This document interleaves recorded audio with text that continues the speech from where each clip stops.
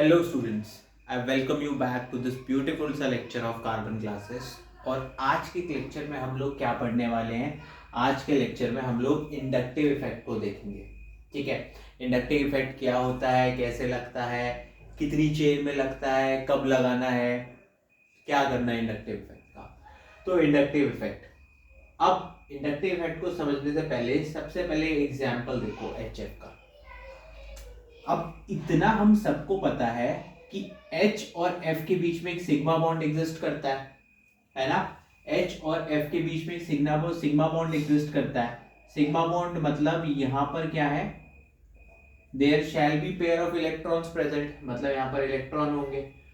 अब fluorine being more electronegative, fluorine being more electronegative करता क्या है कि इस बॉन्ड के, इस सिग्मा बॉन्ड के इलेक्ट्रॉन्स को अपनी तरफ खींच रहा होगा।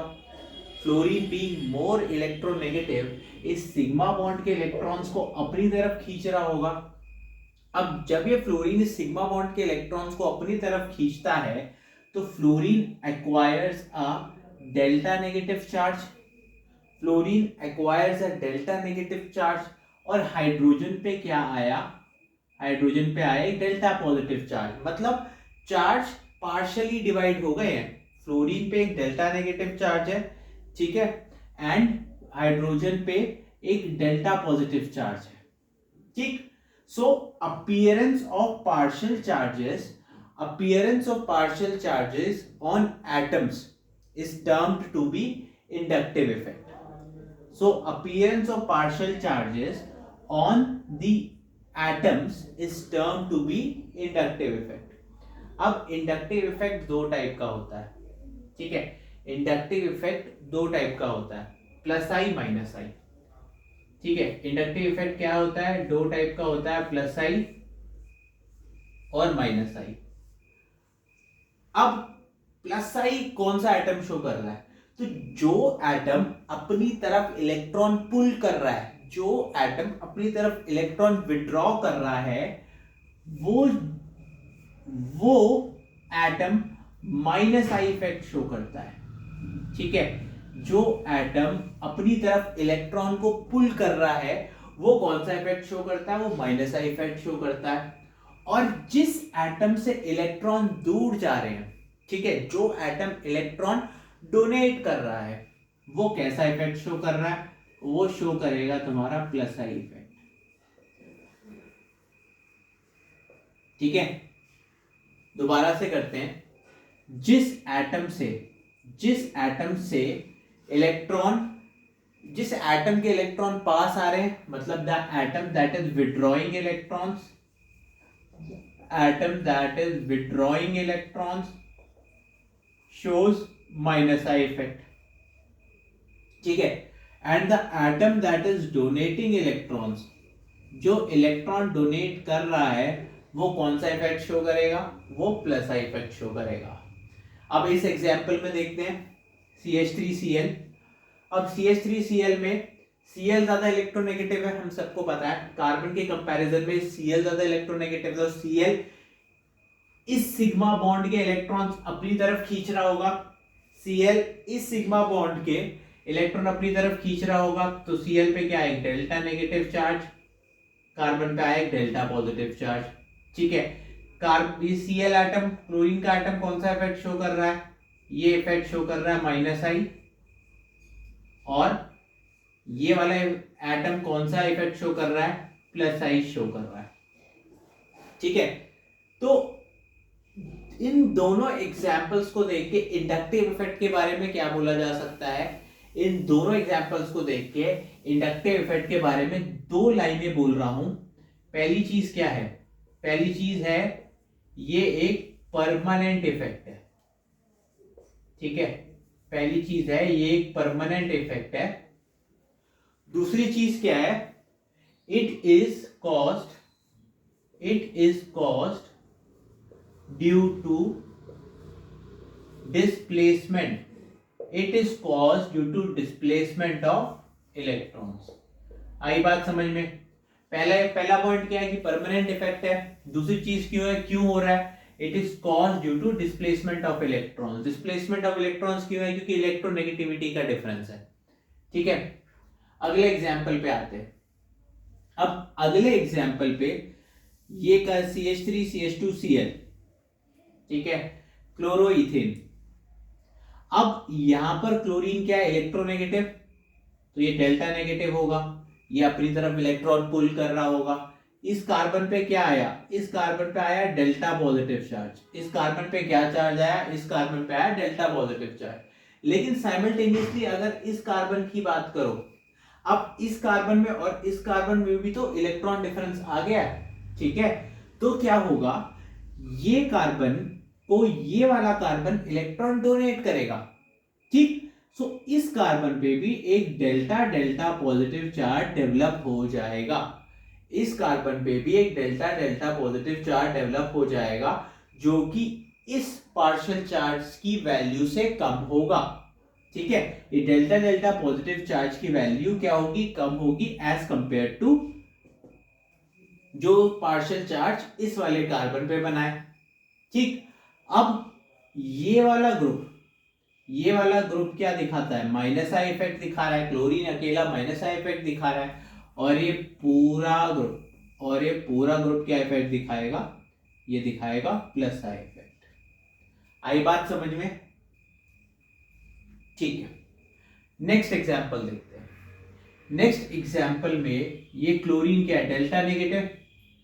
अब इस वाले कार्बन पे क्या चार्ज डेवलप हुआ? Delta positive. उसके जस्ट एडजेसेंट वाले कार्बन पे क्या चार्ज हुआ? Delta delta delta positive. उसके जस्ट एडजेसेंट वाले कार्बन पे डेल्टा डेल्टा डेल्टा पॉजिटिव। ठीक है, अब सर आप जैसी कार्बन बढ़ा रहे हो वैसी डेल्टा डेल्टा डेल्टा पॉजिटिव बढ़ाते रह रहे हो। तो बेटा एक बात ध्यान रखना कि एक जो इंडक्टिव इफेक्ट होता है ना, वो 3 कार्बन तक दिखता है। ठीक है, अगर मैं यहाँ चौथा कार्बन लगाऊंगा तो मैं delta delta delta delta positive नहीं करूंगा, उसे मैं नहीं दिखाऊंगा। इंडक्टिव इफेक्ट खाली 3 कार्बन एटम्स तक विजिबल होता है, उसके आगे विजिबल नहीं होता है। तो खाली मैंने 3 कार्बन एटम तक डेल्टा डेल्टा डेल्टा पॉजिटिव लिखा है, उसके आगे नहीं लिख रहा। सिमिलरली इस पे आ जाओ। ठीक, ये क्या है? Delta negative.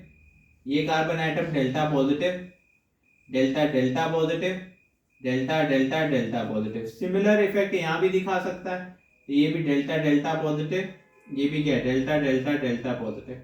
मैं 4 बार नहीं लिख रहा हूं, क्योंकि 4 बार तक ये इफेक्ट परसिस्ट ही नहीं करता है। आई बात समझ में? बहुत अच्छे। नेक्स्ट देखो, क्वेश्चन क्या है? Which has more plus sign. हमारे पास क्या दे रखा है? हमारे पास इथाइल क्लोराइड दे रखा है, आइसोप्रोपाइल क्लोराइड दे रखा है, टर्ड ब्यूटाइल क्लोराइड दे रखा है, टर्शियरी ब्यूटाइल क्लोराइड। अब इसमें पूछा गया है कि कौन सा एटम प्लस आई ज्यादा दिखाएगा। अब ध्यान से देखो, ये कार्बन है जो ये वाला कार्बन है जो डेल्टा पॉजिटिव होगा। ठीक है, और यहीं पर ही प्लस आई इफेक्ट शो हो रहा होगा। सिमिलरली ये वाला है, ठीक है, ये वाला कार्बन है जो डेल्टा पॉजिटिव होगा, और यहाँ पर ये वाला कार्बन है जो डेल्टा पॉजिटिव होगा। ठीक, अब मैं इसको मार्क कर देता हूं ए, बी और सी। आई बात समझ में? ए, बी और सी।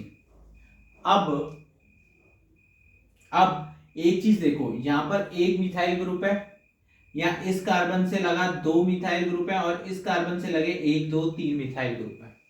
ठीक है, पूछा गया है कि कौन सा ज्यादा प्लस आई इफेक्ट शो करेगा। तो आपको ये चीज, मैं एक चीज पॉइंट क्लियर कर दूं कि जितने ज्यादा number of methyl groups, more the number of methyl group are there, more is the plus I effect. मतलब जितने ज्यादा मिथाइल ग्रुप होंगे वो उतने ज्यादा इलेक्ट्रॉन इस डेल्टा पॉजिटिव कार्बन की तरफ पुश करेंगे। तो सबसे ज्यादा प्लस आई इफेक्ट किसमें होगा? सबसे ज्यादा प्लस आई इफेक्ट सी वाले ग्रुप में होगा।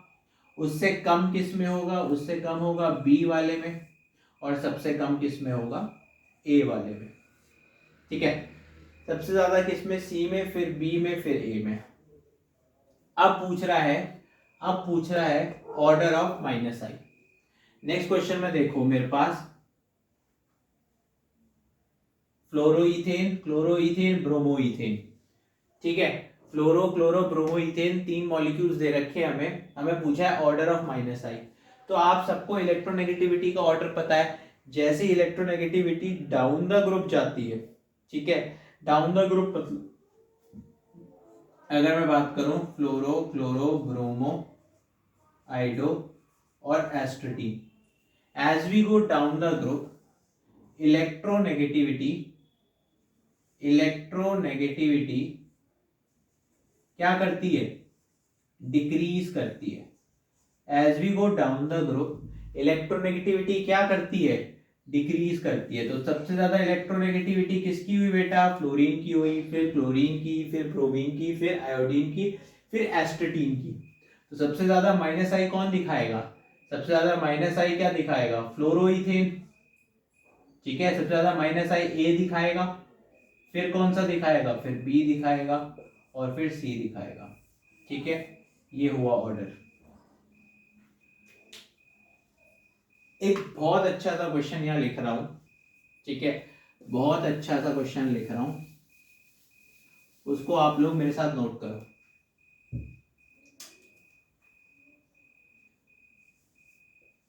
या तो वीडियो पॉज करके आप लोग ट्राई कर सकते हो उसको सॉल्व करने का।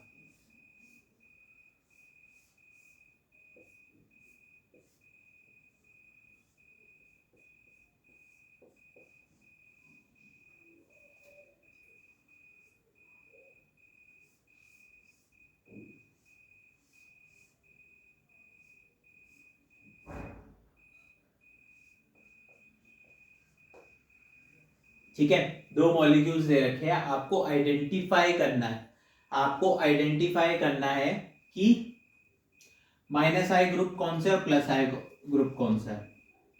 सो what you need to do is you need to identify +I and -I group in each compound।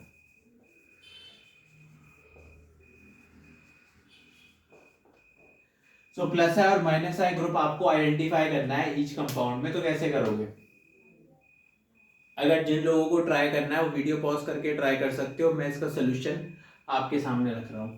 तो सबसे पहले चेक करो, सबसे पहले देखो कि इलेक्ट्रॉन का फ्लो किस तरफ को है। ठीक, अब इलेक्ट्रॉन का फ्लो यहाँ पर आप मुझे दिख रहा है सिग्मा बॉन्ड के अबाउट हो रहा है।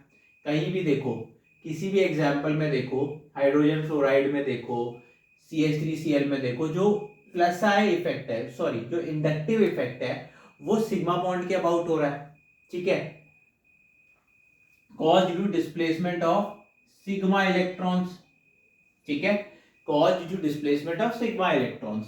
तो देखो सिग्मा बॉन्ड किधर है, ठीक है, कार्बन कार्बन या जो वो इलेक्ट्रोनेगेटिव एटम है उनके साथ जो सिग्मा बॉन्ड है वो प्रेजेंट आपने सबसे पहले करना है। तो मैंने यहाँ देख लिया कि यहाँ पर सिग्मा बॉन्ड प्रेजेंट है। अब इस कार्बन की अगर मैं हाइब्रिडाइजेशन लिखूं, इस कार्बन की हाइब्रिडाइजेशन है sp2 और इस कार्बन की हाइब्रिडाइजेशन है sp। ठीक है, इसकी sp2 है और इसकी sp है। बेटा हाइब्रिडाइजेशन निकालना मैं एक अलग लेक्चर में सिखाऊंगा। ठीक है, बहुत इजी होता है हाइब्रिडाइजेशन निकालना, लेकिन वो एक अलग लेक्चर में करें क्योंकि ये लेक्चर बहुत लंबा खींच जाएगा। तो ये वाला कार्बन है, ये कार्बन sp हाइब्रिडाइज्ड है, ये वाला कार्बन sp2 हाइब्रिडाइज्ड है। आई बात समझ में। अब अगर मैं इलेक्ट्रोनेगेटिविटी की बात करूं, अगर मैं इलेक्ट्रोनेगेटिविटी की बात करूं तो sp hybridised carbon is more electronegative than sp2 hybridized carbon than sp3 hybridized carbon। ठीक है, अगर मैं कार्बन की इलेक्ट्रोनेगेटिविटी की बात करूं तो अगर कार्बन sp हाइब्रिडाइज्ड है तो ज्यादा इलेक्ट्रोनेगेटिव होगा as compare to sp2 as compare to sp3। ठीक है, ऐसा क्यों होता है, ऐसा इसलिए होता है क्योंकि this carbon has more amount of s character. यहाँ पर 50% s कैरेक्टर है। ठीक है, यहाँ पर कितना है, यहाँ पर 33% s कैरेक्टर है, यहाँ पर कितना है, यहाँ पर 25% s कैरेक्टर है। ठीक, so this carbon has more amount of S character, 50% S character है, इसके पास कितना 33%, इसके पास है खाली 25% ऑफ एस कैरेक्टर। तो ज्यादा ज्यादा वो कौन हुआ, ठीक है, ज्यादा इलेक्ट्रोनेगेटिव, तो इस केस में ये ज्यादा इलेक्ट्रोनेगेटिव हुआ। तो ये पूरा ग्रुप कैसे एक्ट करेगा, ये पूरा ग्रुप माइनस आई की तरह एक्ट करेगा, ठीक है। और ये पूरा ग्रुप नीचे वाला, ये पूरा ग्रुप ये कैसे एक्ट करेगा, ये एक्ट करेगा प्लस आई। आ गया समझ में। अब उसके नेक्स्ट एग्जाम्पल पे आ जाओ। नेक्स्ट एग्जाम्पल पे वही इलेक्ट्रोनेगेटिविटी चेक करो। तो इस कार्बन की इलेक्ट्रोनेगेटिविटी कितनी है बेटा, sp2। इस कार्बन की इलेक्ट्रोनेगेटिविटी कितनी है, sp3, ठीक है। तो इलेक्ट्रॉन का फ्लो कहां से कहां होगा, इलेक्ट्रॉन का फ्लो sp3 से sp2 की तरफ होगा, ठीक है। इलेक्ट्रॉन का फ्लो sp3 से sp2 की तरफ होगा, यानी कि ये नीचे वाला ग्रुप कैसे एक्ट करेगा, नीचे वाला ग्रुप एक्ट करेगा एस माइनस आई, ठीक है। और ऊपर वाला ग्रुप कैसे एक्ट करेगा, ऊपर वाला ग्रुप एक्ट करेगा एस प्लस आई, ठीक है। तो ये हुआ अपना इंडक्टिव इफेक्ट। एक बार टोटल रिवाइज कर लेते हैं। तो इंडक्टिव इफेक्ट सबसे पहले तो एक परमानेंट इफेक्ट होता है, ठीक है। कहां दिखता है, सिग्मा बॉन्ड पे दिखता है। क्यों होता है, it is due to the displacement of sigma electrons, ठीक है। एग्जांपल देख लो, फ्लोरीन ज्यादा इलेक्ट्रोनेगेटिव है तो अपनी तरफ इलेक्ट्रॉन को पुल कर रहा है, अपनी तरफ इलेक्ट्रॉन को पुल कर रहा है, तो क्या शो कर रहा है, माइनस आई, ठीक है। माइनस आई कौन से ग्रुप शो करते हैं, जो अपनी तरफ इलेक्ट्रॉन को विड्रॉ करते हैं। प्लस आई कौन से ग्रुप शो करेंगे, प्लस आई वो ग्रुप शो करते हैं जो अपने से इलेक्ट्रॉन को दूर, they try to donate those electrons, ठीक है, वो शो करते हैं।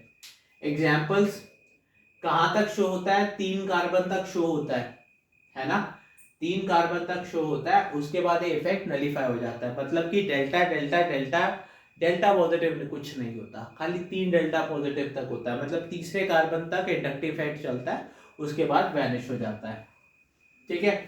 अब बेंजीन, दोनों केस में अपने पे बेंजीन था, पर एक केस में बेंजीन प्लस आई शो कर रहा है, एक केस में बेंजीन माइनस आई शो कर रहा है।